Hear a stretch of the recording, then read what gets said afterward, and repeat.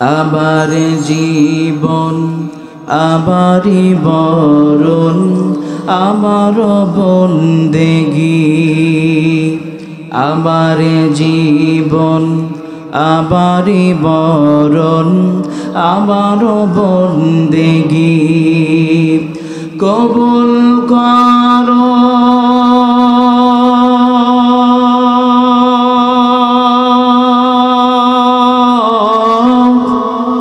কবুল করো ইয়া ইলাহি আমার বন্দেগী, আমার জীবন আবারই বরণ আমার বন্দেগী। আল্লাহ পাক বলেছেন, যারা জান্নাত পেতে চাও তাদের জন্য আল্লাহ পাক সুন্দরভাবে জানাই দিয়েছেন, আম হাসিবতুম আন তাদখুলুল জান্নাতা ওয়ালাম্মা ইয়া'লামিল্লাহুল্লাযীনা জাহাদু মিনকুম ওয়া ইয়া'লামাস সাবিরিন।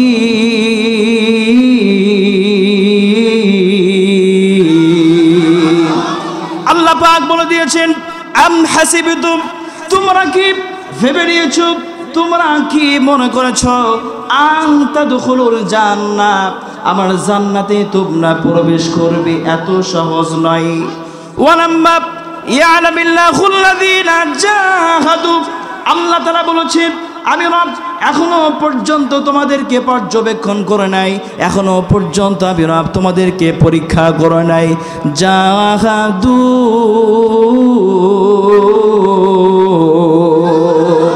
আমার দিন বাস্তবায়ন করার জন্য, আমার কোরআন বাস্তবায়ন করার জন্য, কোরআন মানুষের ভিতরে প্রবেশ করানোর জন্য কে তোমরা প্রাণ চেষ্টা করেছো আমার দিন প্রতিষ্ঠিত করার জন্য। আমি রব এখনো পর্যন্ত তাদেরকে এখনো পরীক্ষা করেন নাই। আল্লাহ পাক তারপরে বলছেন, ওয়া ইয়া'লামাস সাবিরিন।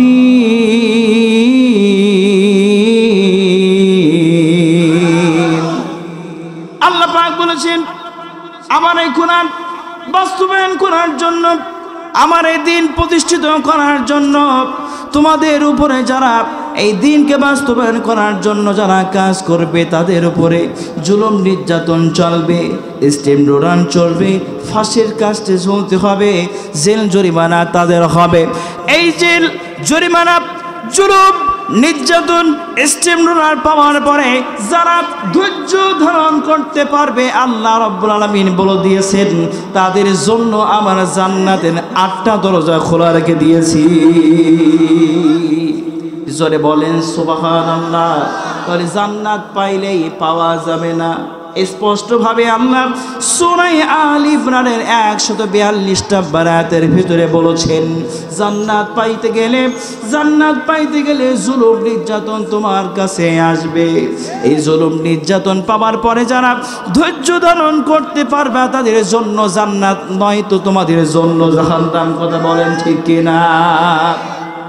নবীজি সাল্লাল্লাহু আলাইহি সাল্লাম দুজানের বাদশা, তিনি কোরআন প্রচার করার কারণে মক্কার আবু জাহেল, উতবা, সাইবা, মুগরা তাকে কেমন জুলুম নির্যাতন করেছেন, পারস্য সম্রাট তারা কেমন জুলুম নির্যাতন রাসূল সাল্লাল্লাহু আলাইহি সাল্লামের উপরে করেছেন।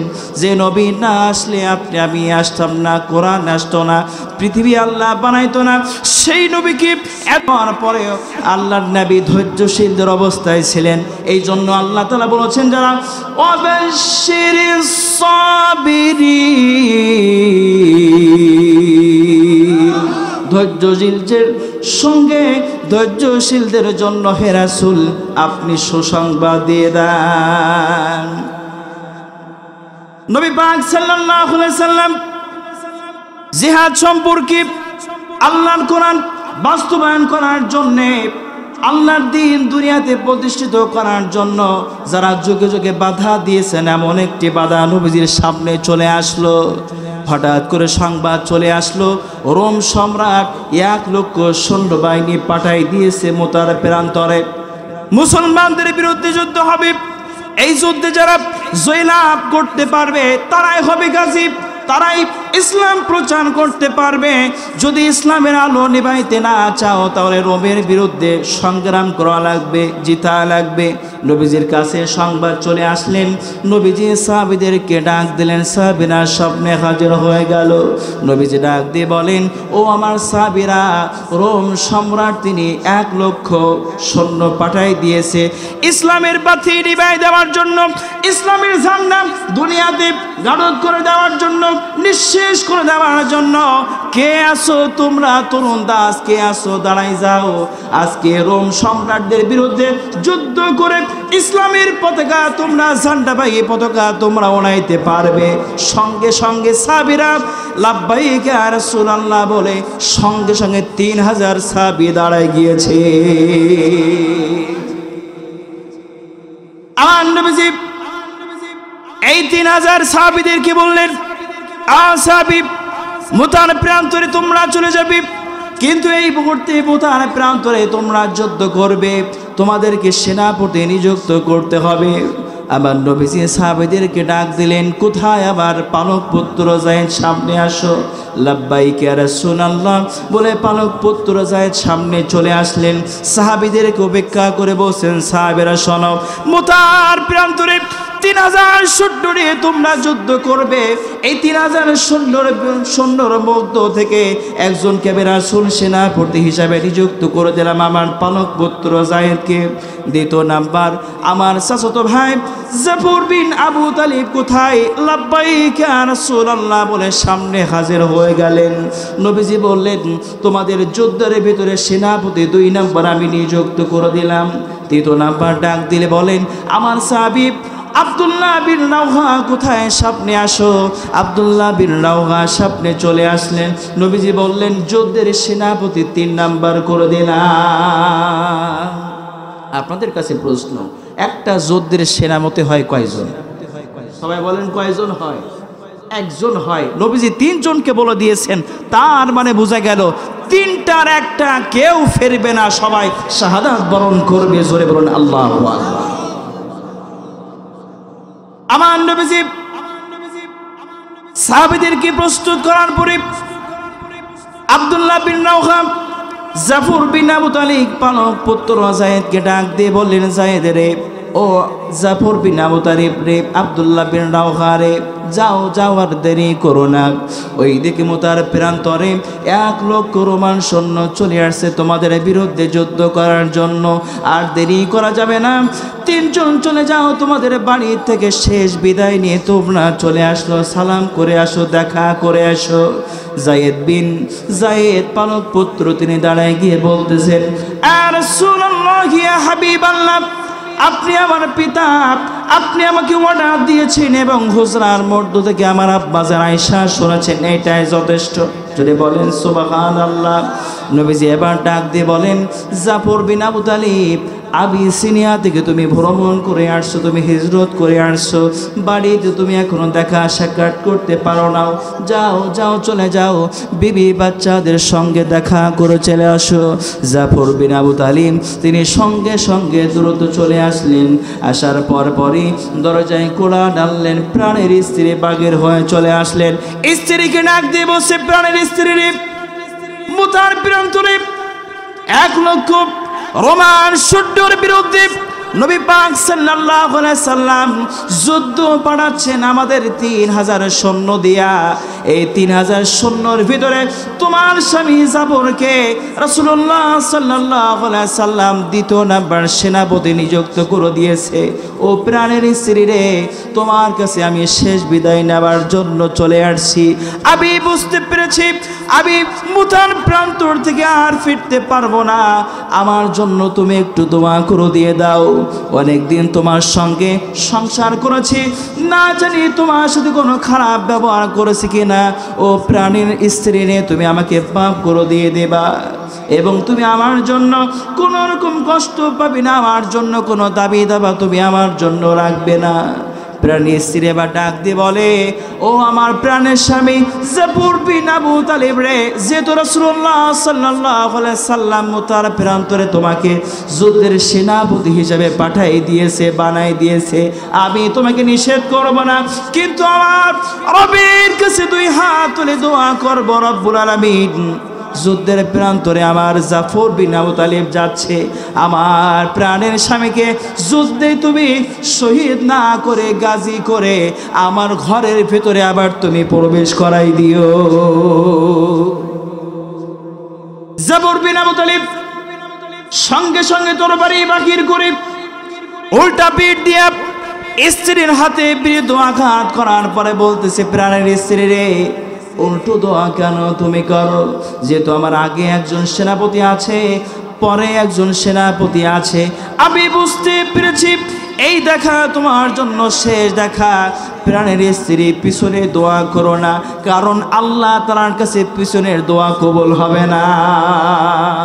এই বলে জাফর বিন আবু তালিব চলতেছে, প্রাণের স্ত্রী তিনি কাটা কবুতরের মতো ছটফট করতেছে। দুইটা বালককে দুই উরুর ভিতরে রাখার পরে এমন সুন্দরভাবে চুম্বন করছে, গর্দানে চুম্বন করতেছে, মাথায় হাত বোলায় দিয়ে বলতেছে, বাবা আজকের তোমাদের জন্য তোমার বাবা সুন্দরভাবে আদর করে দিচ্ছে, আজকের শেষ আদর তোমাদেরকে করে দিচ্ছে। বাবা যদি আমি বেঁচে না থাকতে পারি, যতদিন পর্যন্ত আল্লাহ পাক তোমাদেরকে শেষ নিঃশ্বাস পর্যন্ত তোমাদেরকে বাঁচিয়ে রাখবে, ইসলামের পথে তোমরা এইভাবে অবিচল থাকো।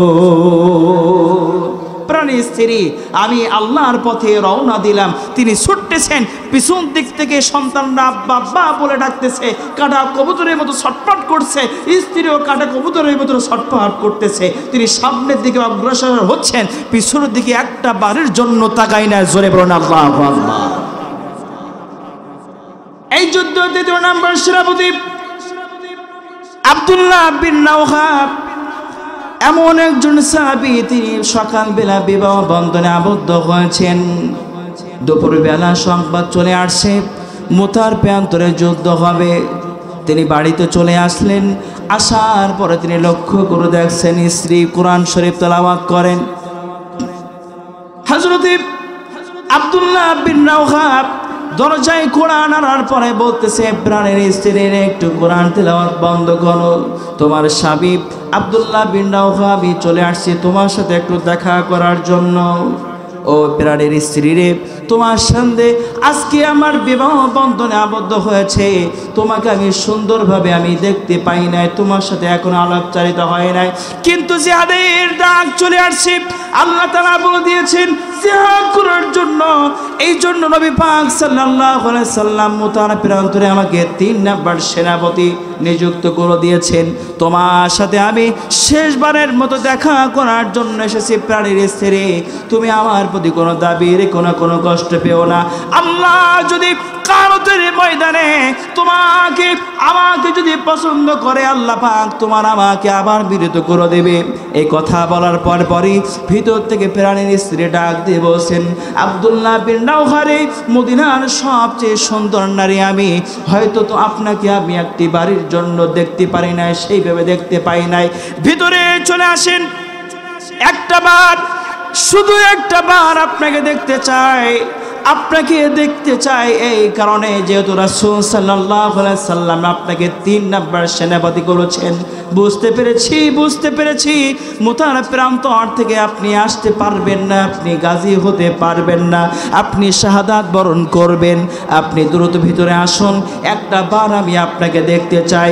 কিয়ামতের বিভীষিকা ময়দানে আপনার এই চেহারা দেখার পরে আল্লাহ তাআলার কাছে বলবো, রব্বুল আলামিন আমার স্বামী ছিল, আমার স্বামীর সাথে আপনি মোলাকাত করে দিয়ে দেন।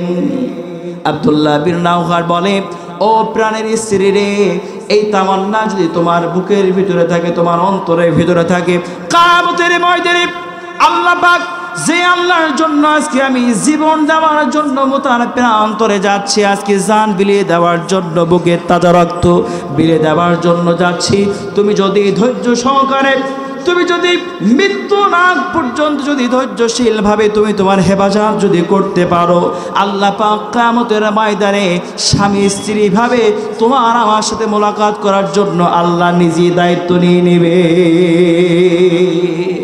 জোরে বলেন সুবহানাল্লাহ। 3000 সৈন্য নিয়ে আব্দুল্লাহ বিন রাওহা, জাফর বিন আবু তালিব, যায়েদ রাদিয়াল্লাহু তাআলা আনহু, তিনজন সেনাপতি 3000 সৈন্য নিয়ে মুতার প্রান্তরে তারা চলে আসলেন।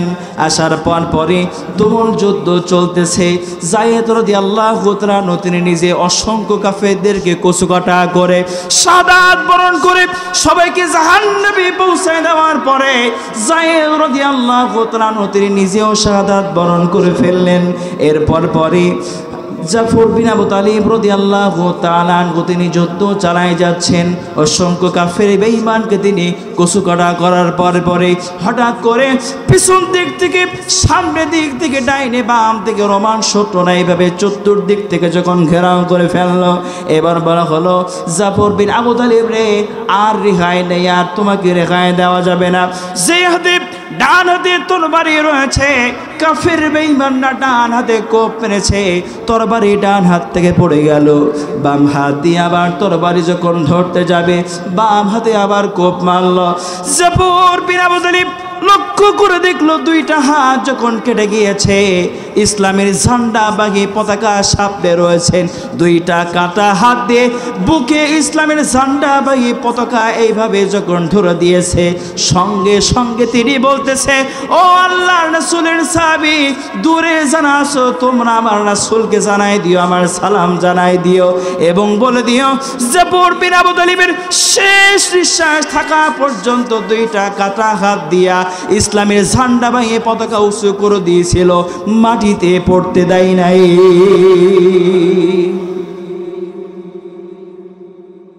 দূর থেকে আব্দুল্লাহ বিন রাওহা, আবু উবাইদা, দুইজন সাহাবী, যুদ্ধ যখন শেষ হয়ে গেল, 1 লক্ষ রোমান সৈন্যদের বিরুদ্ধে যখন বিজয় লাভ করলো ইসলাম, তখন তারা লক্ষ্য করে দেখে দুইজন সাহাবী ছুটতেছে কোথায় জানো, ইসলামের ঝান্ডা বাগি পতাকা এইভাবে পটপট করে উঠতেছে, পতাকা এইভাবে দুলতেছে। দূরে যখন চলে আসলেন, হঠাৎ করে লক্ষ্য করে দেখলেন কি যেন ইসলামের পতাকা এইভাবে উঁচু করে রেখেছেন। আসার পরে তিনি লক্ষ্য করে দেখলেন আব্দুল্লাহ বিন রাওহা এবং আবু উবাইদা রাদিয়াল্লাহু তাআলা লক্ষ্য করে দেখে একটা কাটা মস্তক দাঁত দিয়ে এইভাবে কামড়ে ধরে রেখেছে, ইসলামের পতাকা পটপট করে উঠতেছে। জোরে বলেন সুবহানাল্লাহ। লক্ষ্য করে দেখে জাফর বিন আবু তালিব তার কাটা মস্তক এইভাবে ইসলামের ঝান্ডা পতাকা তুলে ধরে রেখেছে। দুইজন চলে আসলেন, মুখ থেকে পতাকা যখন বাগের করতে যাবে কোনোভাবে ছাড়ে না। আব্দুল্লাহ বিন রাওহা কানের কাছে আসার পরে ডাক দিয়ে বলছে, জাফর বিন আবু তালিব রে, যে ইসলামী ঝান্ডা পতাকা তুমি ওড়ানোর জন্য আজকে শাহাদাত বরণ করেছো, সেই ইসলামের পতাকা আজকে বিজয় লাভ করেছে, ইসলাম বিজয় লাভ করেছে। 1 লক্ষ রোমান সৈন্যের বিরুদ্ধে 3000 সাহাবী আজকে আমরা বিজয় লাভ করেছি। তুমি ইসলামের পতাকা ছেড়ে দাও, আপনার ইসলামের পতাকা এইভাবে দোলাবো। বলার সঙ্গে সঙ্গে দাঁত খুলে গেল, সঙ্গে সঙ্গে ইসলামের পতাকা এইভাবে ওড়াইতে তারা শুরু করলো। জোরে বলেন সুবহানাল্লাহ। আব্দুল্লাহ বিন রাওহা এবং আবু উবাইদা তারা কি করলেন, জাফর বিন আবু তালিব রাদিয়াল্লাহু তাআলার কাটা মস্তক এক জায়গায় করলেন, দুইটা হাত কাটা দুই দিকে পড়ে আছে এক জায়গায় করলেন, দুইটা পা কাটা দুই দিকে পড়ে আছে এক জায়গায় করলেন। গোটা দেহ এক জায়গায় করার পরে পায়ে বুকে চুম্বন করার পরে, জানাজা দেওয়ার পরে, তিনি দাফন করার পরে আবু উবাইদা এবং আব্দুল্লাহ বিন রাওহা তিনি রাতের বেলা স্বপ্ন দেখছেন জাফর বিন আবু তালিব আল্লাহর জান্নাতে ফেরেশতাদের সঙ্গে উড়ে বেড়াচ্ছে।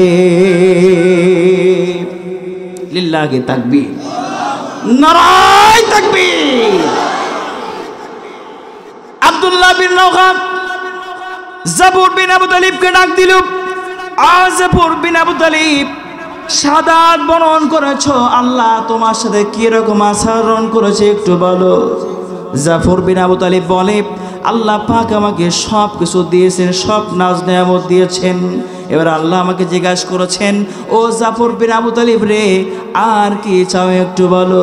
জাফর বিন আবু তালিব বলে, রব্বুল আলামিন আপনি আমাকে সুযোগ থাকলে আর একটিবার আপনি দুনিয়া থেকে আমাকে পাঠাই দিন, কাফির বেঈমানদের বিরুদ্ধে জিহাদ করে এই জীবনটা আবার বিলিয়ে দিয়ে আবার আপনার কাছে আসতে চাই, আবার আপনি আমাকে পাঠাবেন, আবার জিহাদ করে কাফের বেঈমানদের বিরুদ্ধে আমি জীবনটা দিতে চাই। জোরে বলুন আল্লাহু আকবার। তারা এইভাবে জীবন দিয়েছেন, শাহাদাতের বরণ করেছেন। জিহাদ আল্লাহ তাআলা বলেছেন জিহাদ করো, জিহাদ করো। কিন্তু আজকের বাংলার মানুষ অথবা পৃথিবীর মানুষ আমরা জানি জিহাদ মানে হচ্ছে রক্তি, খুনাখুনি, শির কাটা অথবা মারামারি করাটাই মনে হয় জিহাদ। আসলে জিহাদ শব্দের অর্থ হচ্ছে রক্তি নয়, জিহাদ শব্দের অর্থ হচ্ছে আপ্রাণ চেষ্টা করা। জিহাদ শব্দের অর্থ চেষ্টা করা, আল্লাহর দ্বীনটাকে এই দুনিয়ায় বাস্তবায়ন করার জন্য, যে কোনো কাজটাকে আপনি প্রতিষ্ঠিত করার জন্য যেই আপ্রাণ চেষ্টা করা হয় তাকে আল্লাহ তাআলা আরবিতে বলা হয়, তাকে সেই শব্দের অর্থ হচ্ছে জিহাদ। জিহাদ শব্দের অর্থ হচ্ছে আপ্রাণ চেষ্টা করা। তাহলে আল্লাহ তাআলা বলেছেন, আম হাসিবতুম, তোমরা কি মনে করেছো আন তাদখুলুল জান্নাহ, আমার জান্নাতে প্রবেশ করবে? নয়, ওয়ালাম্মা ইয়ালামিল্লাহ, আমি আল্লাহ এখনো পর্যন্ত তোমাদেরকে পর্যবেক্ষণ করে নাই, এখনো পর্যন্ত তোমাদেরকে পরীক্ষা করে নাই। জাহাদু বিনকুম, কারা আমার দিন বাস্তবায়ন করার জন্য চেষ্টা করেছো।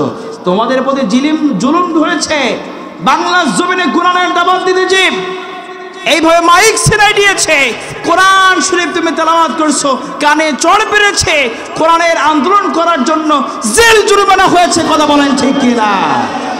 সুতরাং তুমি ইমানের পথ মনে হয় তুমি ফুলের পাপড়ি বিছানো পেয়েছ, ইমানের পথ হচ্ছে কাটা ঝুঁকানো পথ। সুতরাং আপনি হাঁটবেন, সুচ ফুটলে যেমন ব্যথা লাগে অমন আপনি ব্যথা যদি না অনুভব করেন বুঝতে পারবেন আপনার ইমানে দুর্বলতা আছে। কথা বলেন ঠিক কিনা? ইমানের পথে হাঁটবেন, কাজ ফোটার মতো যন্ত্রণা পাবেন। ইমানের পথে হাঁটবেন, পেরেক ফোটার মতো যন্ত্রণা পাবেন। ইমানের পথে হাঁটবেন, রসগোল্লা পাওয়া যাবে না। কথা বলেন ঠিক কিনা? এই ইমানের পথে থাকার কারণে, জিহাদ করার কারণে, সবর ধরার কারণে নবী পাক সাল্লাল্লাহু আলাইহি সাল্লামের বিরুদ্ধে 622 খ্রিস্টাব্দে 12 সেপ্টেম্বর শুক্রবার সকাল 8টার দিকে দারুন নদওয়ার কুসাই ইবনে কিলাবের বাড়ির ভিতরে 1 নয় 2 নয় 12 জন কাফের বিরুদ্ধে তারা লেগে গেলেন নবী পাক সাল্লাল্লাহু আলাইহি সাল্লামকে দুনিয়া থেকে বিদায় করে দেওয়ার জন্য। কি তারা বলেছিল? ওয়াইদ ইয়ামকুরু বিকাল্লাযীনা কাফারু লিইথবিতুকা আও ইয়াকতুলুকা আও ইউখরিজুনা ওয়া ইয়ামকুরুল্লাহ ওয়াল্লাহু খায়রুল মাকিরিন।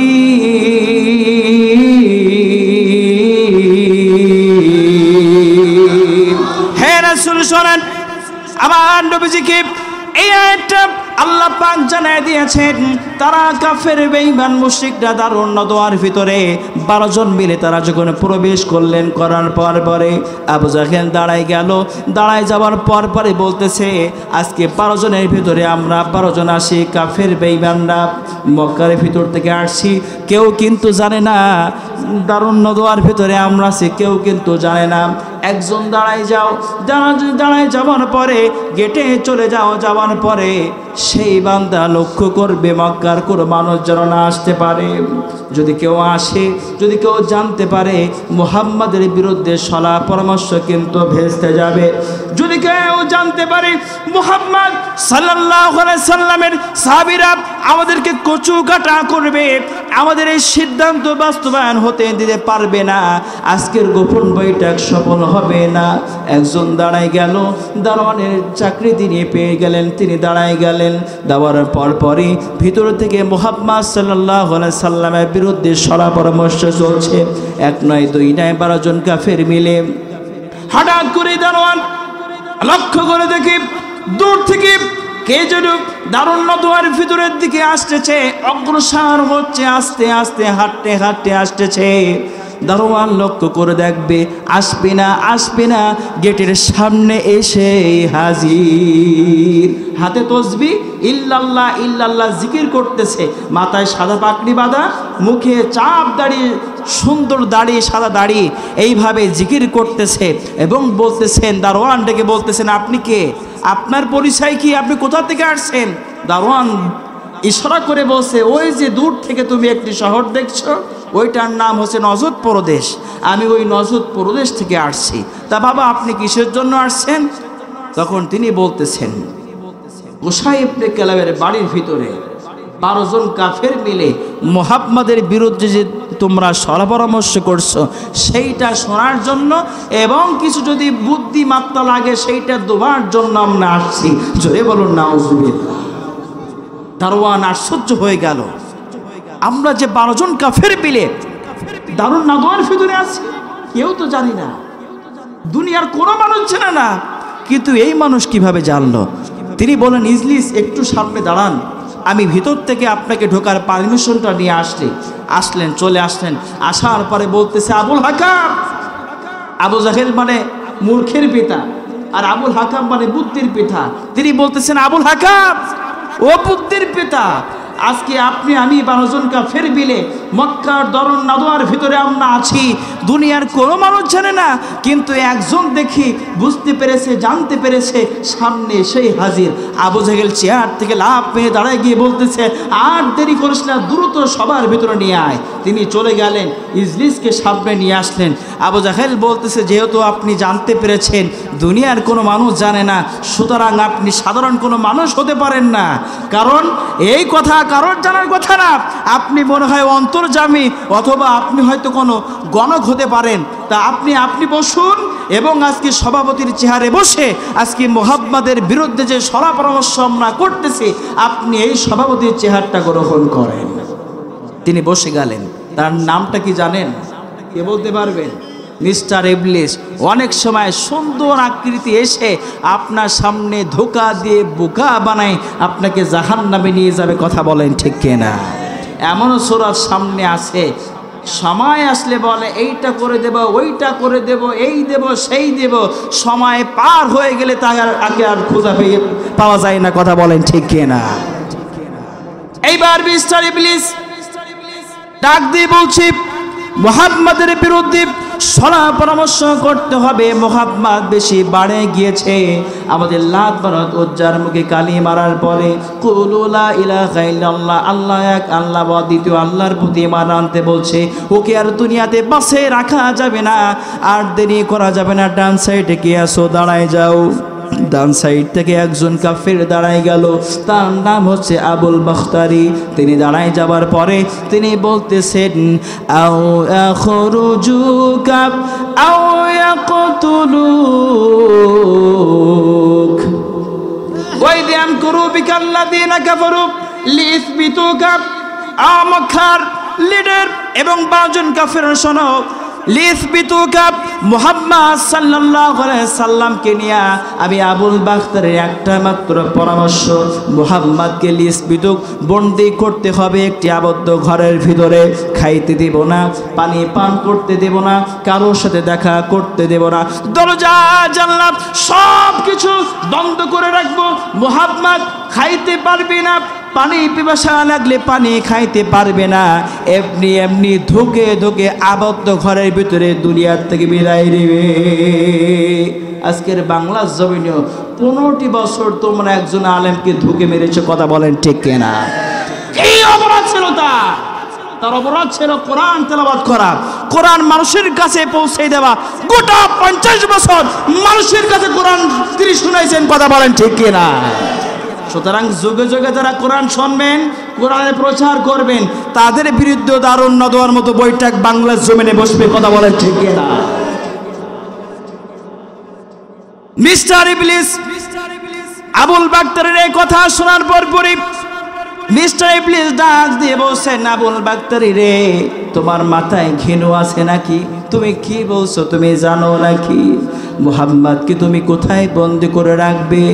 মুহাম্মদকে যখন তুমি বন্দি করে রাখবে, রাখার পরে যখন মুয়াজ্জিন আযান দিয়ে দেবে, সাহাবীরা নামাজের কাতারে দাঁড়ায় যাবে, তারা যখন বুঝতে পারবে রাহমাতাল লিল আলামিন দয়ার নবী মায়ার নবী নামাজে আসতেছে না, কয়েকটা মিনিট তারা দেরি করবে, মুহাম্মদকে না পাওয়ার পরে তারা নামাজটাকে আদায় করে নেবে। নামাজ আদায় করার পরে মক্কার গলিতে গলিতে তারা শোনা যাবে মুহাম্মদ সাল্লাল্লাহু আলাইহি সাল্লাম কোথায় রয়েছে। মক্কার গলিতে গলিতে খোঁজার পরে তারা যখন দেখতে পাবে মক্কার সকল ঘরের দরজা জানলা সব কিছু খোলা রয়েছে, একটা ঘরের দরজা জানলা বন্ধ রয়েছে, তারা বুঝতে পারবে রাহমাতাল লিল আলামিন দয়ার নবী মায়ার নবী এই ঘরের ভিতরে আছে। তখন তারা ওই দরজায় লাথি মেরে মুহাম্মদকে বাহির করে ইসলামের পতাকা পটপট করে ওড়ে তোমাকে আমাকে আঘাত করে দুনিয়ার থেকে বিদায় করে দেবে। জোরে বলেন ঠিক কিনা? ও আবুল বাক্তারি, তোমার প্রশ্ন আমার কাছে গ্রহণযোগ্য নয়, তুমি বোল আউট হয়ে গিয়েছো, তুমি বসো। বাম সাইড থেকে কি আছে? দাঁড়াই যাও। আবুল আসওয়াদ বলে একজন কাফের দাঁড়াই গেল। দাঁড়ায় যাবার পরে বলতেছে, সরেন মিস্টার ইবলিস, যেহেতু আপনি সভাপতি, আবুল বাক্তারি বলেছে লিস বিতু মুহাম্মদকে বন্দি করবে, আমি ওইটা চাই না।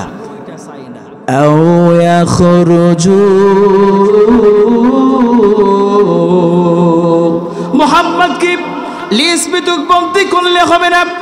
আও ইয়াখরুজু মুহাম্মদ সাল্লাল্লাহু আলাইহি সাল্লামকে যদি দুনিয়ার থেকে বিদায় করে দেওয়া যায়, দুনিয়ার থেকে যদি এই মক্কা নগরী থেকে মুহাম্মদ সাল্লাল্লাহু আলাইহি সাল্লাম আও ইয়াখরুজু খরাজা শব্দের অর্থ হচ্ছে বাহির করে দেওয়া, মক্কার থেকে যদি বাহির করে দেওয়া যায় মক্কার পরিস্থিতি ভালো থাকবে। লাখ মানুষ উজ্জার মুখ থেকে আমাদের কোনো মানুষদেরকে আর ধরে ধরে ইসলামের পথে নিয়ে যাইতে পারবে না। যে দেশে যাই যাক চলে যাক, সেই দেশে যে তার বাণী ছড়াই দেখ। সুতরাং আমার প্রশ্ন, আমার কথা হচ্ছে মুহাম্মদকে খরজা বাহির করে দিয়ে দাও। মিস্টার ইবলিস এবার বলতেছে, ও আবুল আসওয়াদ, তোমার মাথায় কি ঘৃণ আছে? কোথায় তুমি মুহাম্মদকে বাহির করবে? ইয়ামিন, ফিলিস্তিন, ইরাক, ইন্দোনেশিয়া, এইভাবে তুমি যেই দেশেই তুমি বাহির করো না কেন, সেইখানে যে তার এত সুন্দর চেহারা আল্লাহ দান করেছে, এত সুন্দর কণ্ঠ আল্লাহ দান করেছে, কোরআন শুনে মানুষগুলো ইসলামের পথে এসে তোমার আমার গদিতে আঘাত করে আমাদের কাছ থেকে ছিনাই নেবে। কথা বলেন ঠিক কিনা? কোরআন শুনতেছে 1 লক্ষ 5 লক্ষ মানুষ হচ্ছে, তোমরা কোরআন শোনার থেকে বিতাড়িত করার জন্য ডক্টর মিজানুর রহমান আজহারীকে খরজা বাহির করেছিল। কথা বলেন ঠিক না? কিন্তু সেই মিজান বীরের বেশে আজকে কোরআন শোনাচ্ছে 20 লক্ষ 50 লক্ষ মানুষ নিয়ে। কথা বলেন ঠিক না? এইবার আবু জাহেল দাঁড়াই গেল, মিস্টার ইবলিস, ও ইবলিস, যেহেতু আপনি সভাপতি, আমার 12 জন সহচারের মধ্য থেকে আপনি কোনো সুন্দর আপনি আচরণ পান নাই। একজন বলেছে লিস বিতুক বন্দি করতে হবে মুহাম্মদকে, আর একজন বলেছে খরাজা বাহির করতে হবে। না না, মুহাম্মদকে বন্দি করলে হবে না, মুহাম্মদকে খরাজা বাহির করলে হবে না। আমার পরামর্শ হলো আও ইয়াকতুলু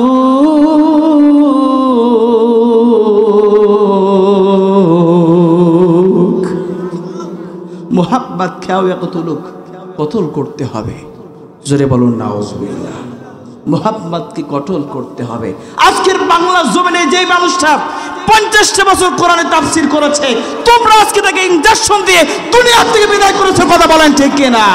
সুতরাং যুগে যুগে যারা কোরআন শুনবে, কোরআনে যারা বাণী প্রচার করবে, তাদেরকে খরজা বাহির করবে, তাদেরকে লিসবিতুক বন্দি করবে, আও ইয়াকতুলুক, তাদেরকে ইনজেকশনের মতো পুশ করে দুনিয়া থেকে বিদায় করবে। কথা বলেন ঠিক কিনা? সুতরাং ইসলামের পথ কি সহজ? কথা বলেন, ইসলামের পথ কি সহজ? ওয়াজাহাদু, জাহাদু করার জন্য। আরো জোরে বলেন। শহীদ আল্লামা দেলোয়ার হোসেন সাইদি তিনি এই কোরআনটাকে জাহাদু তিনি বাস্তবায়ন করার জন্য আপ্রাণ চেষ্টা করেছিলেন। কথা বলেন ঠিক কিনা? আজকে আপনি আমিও কোরআন শরীফ এই তেলাওয়াত বাস্তবায়ন করার জন্য আপনি কথা বলেন, সুদের বিরুদ্ধে কথা বলেন, যারা সুদ করে তারা আপনার বিপক্ষে দাঁড়ায় যাবে, কথা বলেন ঠিক কিনা? জিনার বিরুদ্ধে কথা বলেন, যারা জিনাখোর আপনার বিরুদ্ধে দাঁড়ায় যাবে, যারা মদখোর তাদের বিরুদ্ধে কথা বলেন, আপনার বিরুদ্ধে দাঁড়ায় যাবে, যারা ঘুষখোর জিনাখোর ব্যভিচারী, সুতরাং এইভাবে আপনার বিরুদ্ধে তারা দাঁড়ায় যাবে। কারণ বেগুন শুকলে গাছ শুকায়, কথা বলেন ঠিক কিনা? সুতরাং আপনি যাই করেন না কেন ধরবেন কে কিয়ামতে? আরো জোরে বলেন, ধরবেন কে কিয়ামতে? তাহলে আলোচনা করতেছি সূরা আলে ইমরান 142 নম্বর আয়াত। আল্লাহ বলেছে জান্নাত সহজ নয়, জান্নাত পাইতে গেলে তোমাকে জিহাদ করতে হবে, ধৈর্যশীল হতে হবে, ধৈর্য ধারণ করতে হবে, তোমার কাছে জুলুম নির্যাতন যাবে, সুতরাং কোনোভাবে পিছপা হওয়া যাবে না। কোনো সাহাবীরা কি পিছপা হয়েছে? সবাই বলেন পিছপা হয়েছে। কিন্তু আল্লাহ পাক অসংখ্য নবী রাসূল পৃথিবীতে পাঠাইছেন, সবাই এই জুলুম নির্যাতনের শিকার হয়েছে, কিন্তু একজন নবী তার প্রতি কোনো জুলুম নির্যাতন আসেন নাই। বলেন তো সেই নবীর নাম কি? সবাই বলেন, একটু জোরে বলেন, নাম কি? সুলাইমান আলাইহিস সালাম আমাদের নবী, তার উপরে কি কোনো জুলুম নির্যাতন আসে নাই? আসছিল। তার নাম হচ্ছে হযরতে আদম নবী। কোন নবী? আদম নবী। আসলে তিনি তো আমার পিতা, তিনি তো দুনিয়ার প্রথম মানুষ, তাকে কে মারবে? কথা বলেন ঠিক কিনা? তাকে কেউ মারতে পারে না। জোরে বলুন সুবহানাল্লাহ। ইসলামের ছায়াতলে আসলে আপনাকে পরীক্ষা দেওয়া লাগবে, কথা বলেন ঠিক কিনা? একজন সাহাবী নবীজির সামনে চলে আসলেন, ইয়া রাসূলুল্লাহ, গে হাবিবাল্লাহ, আমাকে আপনি ইসলাম কবুল করাই দেন। নবীজি ইসলাম কবুল করে দিলেন, তাকে কালেমা শাহাদা তিনি পাঠ করে দিলেন।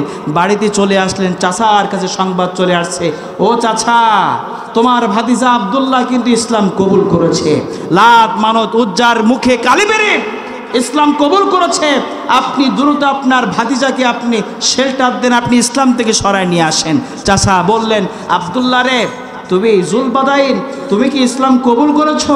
তিনি বলছেন ইমানের ঝান্ডা, ইমানের শক্তি নিয়ে বলছে, চাচা হ্যাঁ ইসলাম কবুল করেছি। জোরে বলুন সুবহানাল্লাহ।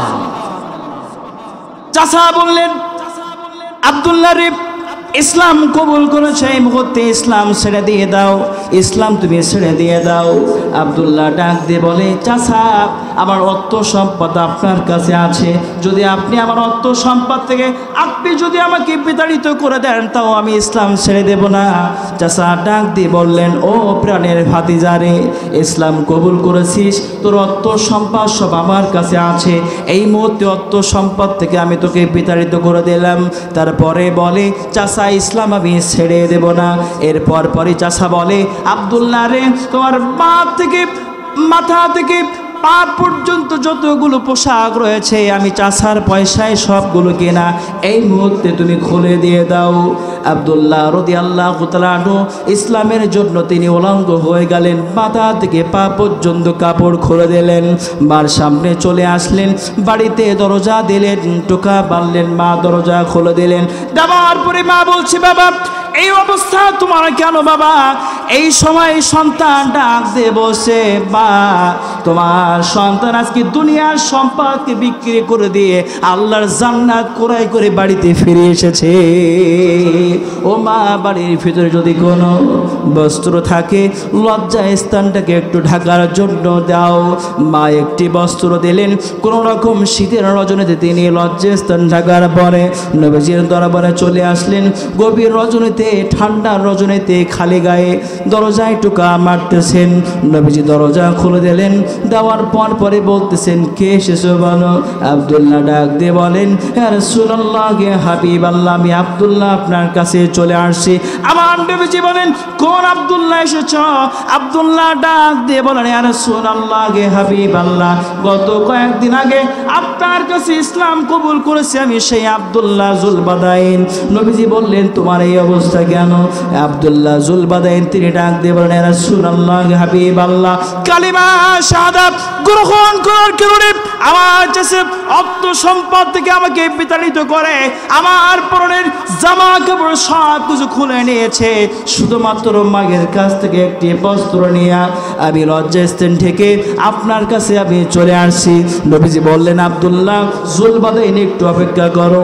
নবীজি ভিতরে আসলেন, আসার পরে পরে দুইটা জুব্বা নিয়ে আব্দুল্লাহ জুলবাদাইনকে কাছে টেনে সুন্দরভাবে পরে দিয়ে বললেন, আব্দুল্লাহ জুলবাদাইন রে, ইসলাম কবুল করার কারণে তোমার কাছে পরনের লুঙ্গি জামা খুলে নিয়েছে, আর ইসলামের ছায়া তলে আসার কারণে তোমার রহমাতাল লিল আলামিন তোমাকে জামা পরাই দিয়েছে।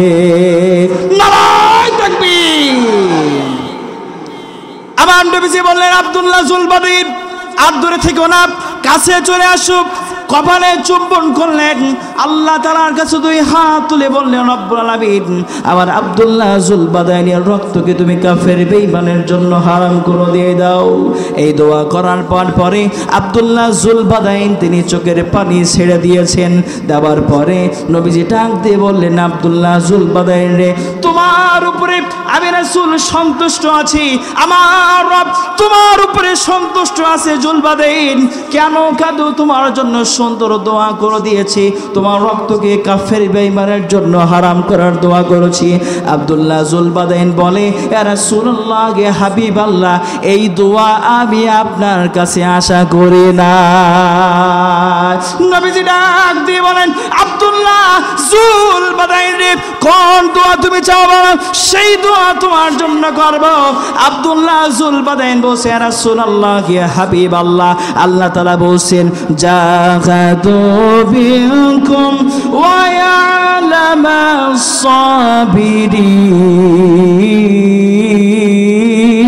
সাবিরিন। আল্লাহ বলেছেন, জিহাদ করতে, আল্লাহর দ্বীনকে বাস্তবায়ন করার জন্য আমি আপনার কাছে এই দোয়া চাই, আপনি আমার জন্য এই দোয়া করেন। জিহাদের ময়দানে আমি যাব, কাফের বেঈমানরা দুই হাত কাটবে, চোখ উল্টাই দিবে, আমার গর্দান কেটে ফেলবে, দুইটা পা কেটে ফেলবে, আমাকে ছিন্ন বিচ্ছিন্ন করে দেবে। কিয়ামতের ময়দানে দুইটা চোখ উল্টানো অবস্থায় আল্লাহর সামনে উঠব, মাথা কাটা অবস্থায় আল্লাহর সামনে উঠব, দুই হাত কাটা অবস্থায় আল্লাহর সামনে উঠব। আমার রব আমাকে বলবে, জুলবাদাইন রে, এই অবস্থা তোমার কি করে হলো? সেই দিন ইয়া রাসূলুল্লাহ, ইয়া হাবিবাল্লাহ, আল্লাহকে বলবো, আল্লাহ তোমার পথে তোমার দ্বীনকে বাস্তবায়ন করার জন্য আজকে তোমার জুলবাদাইন তার উপরে জুলুম নির্যাতন নিষ্ঠুর হয়েছিল, আল্লাহ পাক সেই দিন আমার এই অবস্থা দেখে আমাকে 8টা জান্নাত দেখাই দিবে। জিকির করে লা ইলাহা,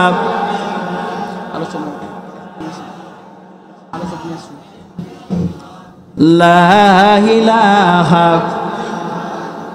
লা ইলাহা ইল্লাল্লাহু মুহাম্মাদুর রাসূলুল্লাহ। নবীজি আমার ডাক দিয়ে বলেন, আব্দুল্লাহ জুলবাদাইন রে, যদি কোনো মানুষের মনের মধ্যে তামান্না থাকে তিনি শাহাদাতের মরণ চায়, সেই বান্দা যদি বিছানায় পড়ে যদি মারা যায়, আল্লাহর নবী ঘোষণা করে দিয়েছেন, সে তার যদি ইমানদার থাকে, তার যদি বুকে ইমানের রস থাকে, আল্লাহ বলেছেন তার মৃত্যুকানা শহীদ মৃত্যু হিসাবে কবুল করে নেয়। কোন একটা যুদ্ধ থেকে আব্দুল্লাহ জুলবাদাইন চলে আসলেন, নবীজির কাছে সংবাদ চলে আসলেন, ইয়া রাসূলুল্লাহ, ইয়া হাবিবাল্লাহ, আপনার আব্দুল্লাহ জুলবাদাইন দুনিয়ার থেকে বিদায় নিয়েছেন। নবীজি বললেন, কোন জুলবাদাইন, কোন আব্দুল্লাহ? নবীজিকে বলা হলো, ইয়া রাসূলুল্লাহ, ইয়া হাবিবাল্লাহ, সেই সাহাবী যেই সাহাবী কোরআন তেলাওয়াত করার কারণে, কোরআনের বাণী মানার কারণে, আল্লাহর কাছে নিজের মস্তক স্বীকার করার কারণে, নিশ্চি করার কারণে, আল্লাহ তাআলার কাছে তিনি আত্মসমর্পণ করার কারণে তার জামা পরনের জামা খুলে দিয়েছেন, আত্মসম্পদ তিনি হারাই ফেলেছেন, সেই আব্দুল্লাহ জুলবাদাইন। নবীজি বললেন, ও আমার সাহাবীরা শোনো, এই মুহূর্তে আব্দুল্লাহ জুলবাদাইনকে তোমরা গোসল দিয়ে দাও, কিন্তু শোনো আমার আব্দুল্লাহ জুলবাদাইনের জানাজা কেউ পড়াইবে না, আমি রাসূল নিজে পড়াবো। নবী পাক সাল্লাল্লাহু আলাইহি সাল্লাম আব্দুল্লাহ জুলবাদাইনের জানাজা পড়াই দিলেন। দেওয়ার পরে ঘোষণা করলেন, কেউ আমার আব্দুল্লাহ জুলবাদাইনের লাশটাকে ধরবে না। আল্লাহু আকবার বলেন। কেউ আমার আব্দুল্লাহ জুলবাদাইনের লাশ ধরবে না, আমি রাসূল নিজে কবরে নামবো। যেই সাহাবীর কবরে রাহমাতাল লিল আলামিন নামে, ওই কবরে কি আযাবের ফেরেশতা আসে নাকি? নবীজি কবরের ভিতরে নামলেন। নামার পরই নবীজি ডাকতে বলেন, আলী কোথায় আমার বাম সাইডে নামো, ও ওমর কোথায় আমার ডান সাইডে নামো। এবারে দুইজন সাহাবী আবু বকর এবং ওমর যখন নেমে গেলেন, দূর থেকে একজন সাহাবী কাঁদতেছেন। নবী পাক সাল্লাল্লাহু আলাইহি সাল্লাম যখন লাশটাকে ধরতেছেন, দূর থেকে একজন সাহাবী কাঁদতেছেন, তার নাম হচ্ছে সাদ বিন আবি ওয়াক্কাস রাদিয়াল্লাহু তাআলা আনহু। সাহাবীরা বলছেন, কেন কাঁদতেছো? সাদ বিন আবি ওয়াক্কাস বলতেছে, আজকে আব্দুল্লাহ জুলবাদাইনের লাশ সে না হয়ে আমি সাদ বিন আবি ওয়াক্কাস রাদিয়াল্লাহু তাআলা আনহু যদি রাসূল সাল্লাল্লাহু আলাইহি সাল্লামের হাতে যদি জানাজা পড়ে যদি ওই কবরে থাকতে পারতাম, কবরের হিসাব আমার দেওয়া লাগতো না। জোরে বলুন আল্লাহু আকবার। তাহলে জান্নাত পেতে চান কারা? দুই হাত তুলে একটু আল্লাহকে দেখান। নারায়ে তাকবীর, লিল্লাহি তাকবীর।